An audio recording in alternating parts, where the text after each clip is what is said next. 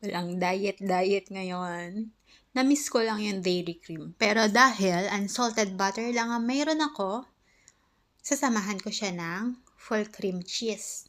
And some sprinkle of sugar. So nice. Never mind the hand. Akin lang naman yan. So, okay lang salat-salatin ko.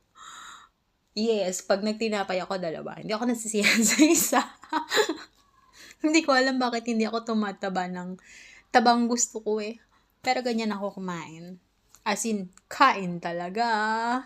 So guys, ganyan lang siya kasimple. Masarap siya, i-blend nyo. Unsalted butter, almarae full cream cheese, and sprinkle of sugar. Tapos toasted nyo lang.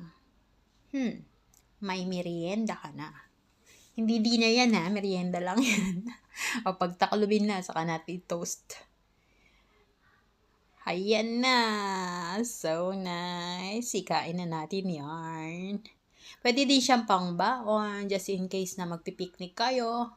Or pupunta somewhere na gusto niya ng sandwich. Masarap siya. The best. So thank you so much guys for your support. Sari-Sari TV.